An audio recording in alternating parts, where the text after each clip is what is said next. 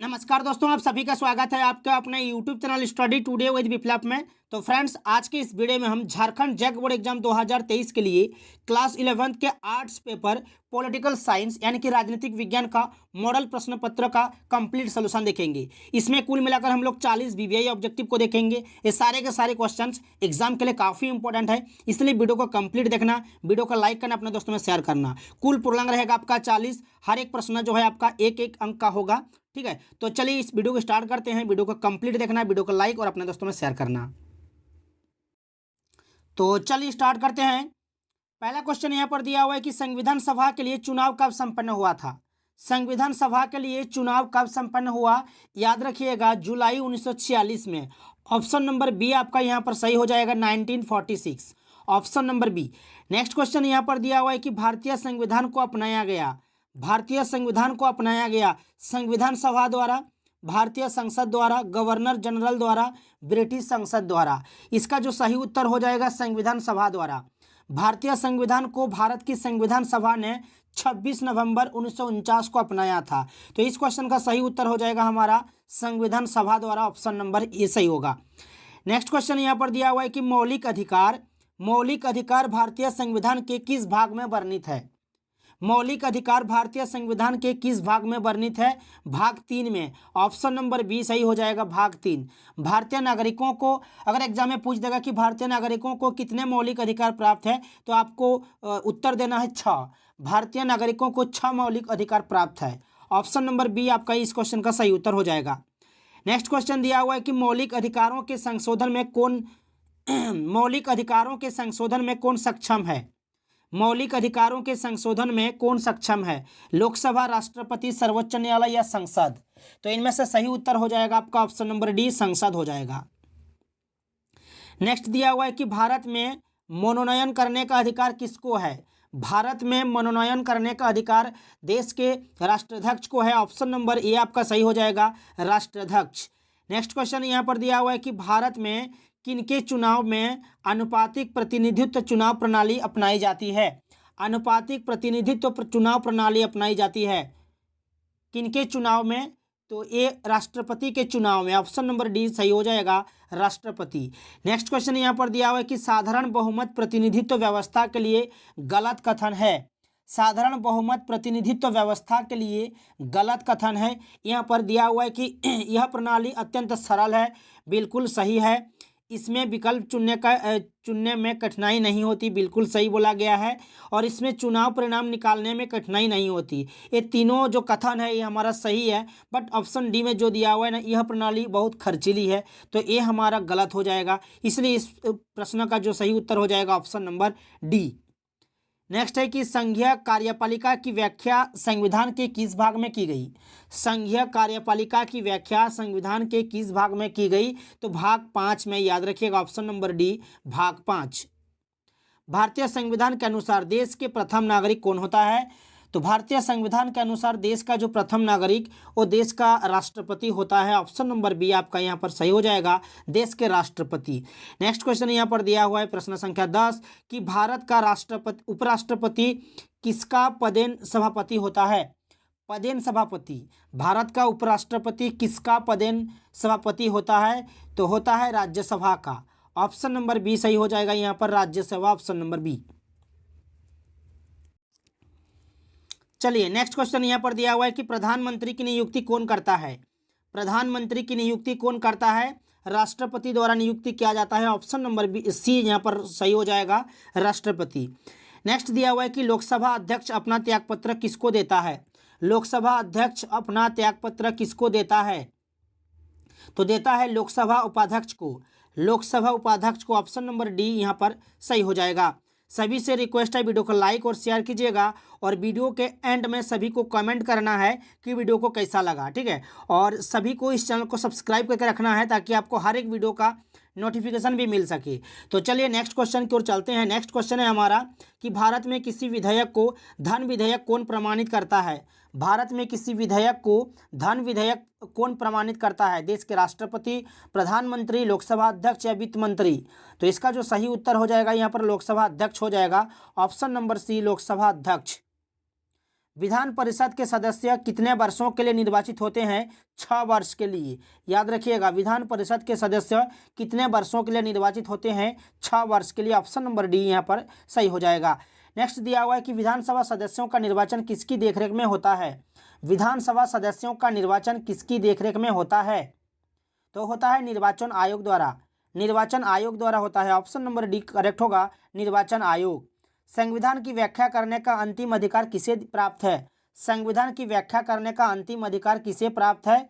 तो सर्वोच्च न्यायालय को। ठीक है, सर्वोच्च न्यायालय जो ऑप्शन नंबर डी में दिया हुआ है, सुप्रीम कोर्ट, ये हमारा करेक्ट आंसर हो जाएगा। भारत में न्यायपालिका है, भारत में न्यायपालिका है स्वतंत्र। याद रखिएगा, भारत में न्यायपालिका स्वतंत्र है। ऑप्शन नंबर डी यहाँ पर सही हो जाएगा।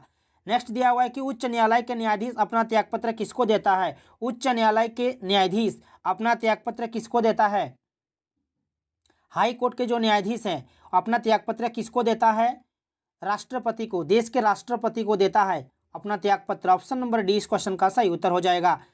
नेक्स्ट क्वेश्चन दिया हुआ है कि संघ और राज्यों के विधायी संबंधों का संचालन किन सूचियों के आधार पर किया जाता है? संघ सूची, राज्य सूची, समवर्ती सूची या इनमें से सभी? तो इसका जो सही उत्तर हो जाएगा हमारा इनमें से सभी हो जाएगा। संघ सूची, राज्य सूची और समवर्ती सूची। ऑप्शन नंबर डी करेक्ट होगा, सभी।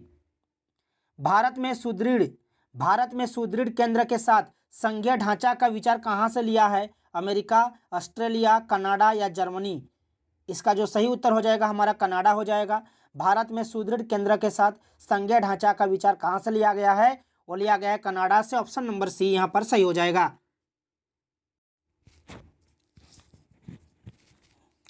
नेक्स्ट क्वेश्चन हमारा दिया हुआ है यहाँ पर कि भारत में निम्नलिखित में से किसके अंतर्गत पंचायती राज प्रणाली की व्यवस्था की गई? मौलिक अधिकार, मौलिक कर्तव्य, राज्य के नीति निदेशक सिद्धांत, चुनाव आयोग अधिनियम? इसका जो सही उत्तर हो जाएगा पंचायती राज प्रणाली की व्यवस्था जो की गई राज्य के नीति निदेशक सिद्धांत के अंतर्गत। ऑप्शन नंबर सी यहाँ पर करेक्ट होगा।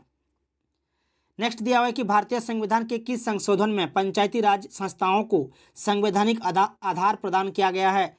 तो इसका जो सही उत्तर हो जाएगा हमारा 73वें हो जाएगा। ऑप्शन नंबर डी करेक्ट होगा, 73वें। सारे के सारे क्वेश्चंस बोर्ड एग्जाम पेपर के लिए काफ़ी इंपॉर्टेंट है, इसलिए वीडियो को लास्ट तक जरूर देख लीजिए। वीडियो को लाइक कर दीजिएगा, सभी दोस्तों में शेयर कर दीजिएगा। नेक्स्ट क्वेश्चन दिया हुआ है यहाँ पर कि संविधान को एक पवित्र दस्तावेज किसने कहा है? संविधान को पवित्र दस्तावेज जो है डॉक्टर वी आर अम्बेडकर जो है कहा है कि संविधान एक पवित्र दस्तावेज है। ऑप्शन नंबर सी करेक्ट होगा, B R Ambedkar. Next question दिया हुआ है कि कल्याणकारी राज्य की संकल्पना का समावेश भारत के संविधान में है। मौलिक अधिकार, मौलिक कर्तव्य, प्रस्तावना, राज्य के नीति निदेशक तत्व में। तो ये है राज्य के नीति निदेशक तत्व में। ऑप्शन नंबर डी यहाँ पर करेक्ट होगा। नेक्स्ट दिया हुआ है कि भारतीय संविधान में संशोधन के लिए विधेयक लाया जा सकता है केवल लोकसभा में, केवल राज्यसभा में, या तो लोकसभा में या राज्यसभा में, भारत के न्यायालय में? तो इसका जो सही उत्तर हो जाएगा या तो लोकसभा में या राज्यसभा में विधेयक लाया जा सकता है। ठीक है, संविधान संशोधन के लिए। तो ऑप्शन नंबर सी यहाँ पर करेक्ट होगा। नेक्स्ट क्वेश्चन दिया हुआ है कि राजनेताओं के लिए राजनीति क्या है? राजनेताओं के लिए राजनीति क्या है? जनसेवा है। ऑप्शन नंबर सी करेक्ट होगा, जनसेवा। Option number C. इनमें से कौन राज्य शासन और सत्ता का अध्ययन करता है? नैतिक विज्ञान, राजनीति विज्ञान, लोक प्रशासन या इतिहास? इसका जो करेक्ट आंसर हो जाएगा हमारा राजनीतिक विज्ञान हो जाएगा। यहाँ पर राज्य शासन व सत्ता का अध्ययन करता है कौन? राजनीतिक विज्ञान करता है। ऑप्शन नंबर बी करेक्ट होगा। सरकार की नीतियों से असहमत होने पर क्या करना चाहिए? देश छोड़ देना चाहिए, सरकार को सत्ता से हटा देना चाहिए, सरकार से सौदेबाजी करनी चाहिए, नीतियों को बदलने के लिए अपनी सरकार को राजी करने हेतु शांतिपूर्ण विरोध व प्रदर्शन करना चाहिए। तो इसका जो करेक्ट आंसर हो जाएगा ऑप्शन नंबर डी हो जाएगा। नीतियों को बदलने के लिए अपनी सरकार को राजी करने हेतु शांतिपूर्ण विरोध व प्रदर्शन करना चाहिए। नेक्स्ट क्वेश्चन यहाँ पर दिया हुआ है कि इनमें से कौन राजनीतिक स्वतंत्रता नहीं है? वोट देना, आजीविका पाना, चुनाव में भाग लेना, सरकार को संवैधानिक तरीकों से बदलना। तो यहाँ पर राजनीतिक स्वतंत्रता नहीं है, तो ये हो जाएगा आपका आजीविका पाना। और इसके अलावा जो दिया हुआ है यहाँ पर वोट देना, चुनाव में भाग लेना, सरकार को संवैधानिक तरीकों से बदलना, ये सभी जो है राजनीतिक स्वतंत्रता में आता है। तो ऑप्शन नंबर 20 क्वेश्चन का करेक्ट आंसर हो जाएगा। कौन स्वतंत्रता की सुरक्षा नहीं देता? संविधान में वर्णित मौलिक अधिकार, देश में शासन का कानून, स्वतंत्र न्यायपालिका या राजनीतिक पार्टियां? यहाँ पर स्वतंत्रता की सुरक्षा कौन नहीं देता है? नहीं देता है राजनीतिक पार्टियां, नहीं देता है राजनीतिक पार्टियां। और यहाँ पर जो दिया हुआ है संविधान में वर्णित मौलिक अधिकार, देश में कानून का शासन का कानून, स्वतंत्र न्यायपालिका, ये सभी जो है स्वतंत्रता की सुरक्षा प्रदान करता है। तो इस क्वेश्चन का सही उत्तर हो जाएगा हमारा ऑप्शन नंबर डी। नेक्स्ट दिया हुआ है कि व्यक्ति जो चाहे सो करे, उसके कार्यों पर कोई प्रतिबंध नहीं होना चाहिए। आप इस कथन को स्वतंत्रता के किस रूप में रखेंगे? सामाजिक स्वतंत्रता, नैतिक, अभिव्यक्ति या प्राकृतिक? तो इसका जो सही उत्तर हो जाएगा हमारा प्राकृतिक हो जाएगा। प्राकृतिक स्वतंत्रता में रखते हैं। ऑप्शन नंबर डी करेक्ट होगा। फ्रांसीसी क्रांतिकारियों का क्या नारा था? फ्रांसीसी क्रांतिकारियों का नारा जो था वो था स्वतंत्रता, समानता, भाईचारा, तीनों, इसलिए ऑप्शन डी करेक्ट होगा आपका, ऑप्शन नंबर डी। नेक्स्ट दिया हुआ है यहाँ पर 33, भारत में असमानता नहीं है। भारत में असमानता नहीं है धन संपदा में, अवसर में, शक्ति में, नागरिकता में। तो इसका जो सही उत्तर हो जाएगा नागरिकता में हो जाएगा, ऑप्शन नंबर डी। 34 का देखिए, प्राचीन भारतीय समाज में न्याय का संबंध था। प्राचीन भारतीय समाज में न्याय का संबंध धर्म से था। प्राचीन भारतीय समाज में न्याय का संबंध धर्म से था, ऑप्शन नंबर सी यहाँ पर करेक्ट होगा। न्याय का मतलब क्या है? अपने मित्र का भला करना, दुश्मनों का नुकसान करना, अपने हितों की रक्षा करना, व्यक्तियों को उसका वाजिब हिस्सा देना। तो इसका जो करेक्ट आंसर हो जाएगा ऑप्शन नंबर डी यहाँ पर दिया हुआ है, जो कि व्यक्तियों को उसका वाजिब हिस्सा देना। ऑप्शन नंबर डी जो है ये आपका करेक्ट हो जाएगा। नेक्स्ट दिया हुआ है 36 का कि जीवन का अधिकार किस तरह का अधिकार है? जीवन का अधिकार किस तरह का अधिकार है? प्राकृतिक अधिकार है, ऑप्शन नंबर डी करेक्ट होगा, प्राकृतिक। नेक्स्ट दिया हुआ है कि प्राकृतिक अधिकार की सुरक्षा किसका दायित्व है?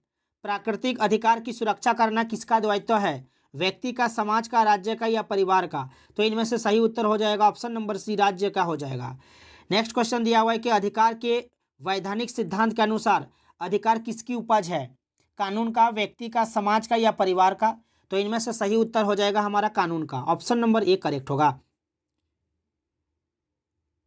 नेक्स्ट दिया हुआ है कि एक व्यक्ति द्वारा घर में टेलीफोन लगवाने के लिए आवेदन दिया गया, 2 माह बीत जाने पर भी घर में टेलीफोन नहीं लगा। व्यक्ति देरी का कारण जानने के लिए किस अधिकार का प्रयोग करेगा? राजनीतिक अधिकार का प्रयोग करेगा या नैतिक अधिकार का प्रयोग करेगा या सूचना अधिकार या मानव अधिकार? तो इनमें से सही उत्तर हो जाएगा सूचना अधिकार का प्रयोग करेगा, ऑप्शन नंबर सी करेक्ट होगा। नेक्स्ट क्वेश्चन दिया हुआ है हमारा लास्ट क्वेश्चन है। सभी से रिक्वेस्ट है वीडियो को फटाफट लाइक कीजिए, सभी दोस्तों में शेयर कीजिएगा। भारत में नागरिकता के संबंध में कानून बनाने का अधिकार किसको है? भारत में नागरिकता के संबंध में कानून बनाने का अधिकार किसको है? मुखिया को, राष्ट्रपति को, संसद को या प्रधानमंत्री को? इसका जो सही उत्तर हो जाएगा हमारा संसद हो जाएगा, ऑप्शन नंबर सी करेक्ट होगा। तो ये थे 40 बीबीआई ऑब्जेक्टिव क्वेश्चंस। वीडियो को अच्छा लगा है तो वीडियो को लाइक और शेयर कीजिएगा, और इस तरह के वीडियोज़ देखने के लिए, इस चैनल में जुड़े रहने के लिए चैनल को सब्सक्राइब करके रखिएगा। तो मिलते हैं नेक्स्ट वीडियो में।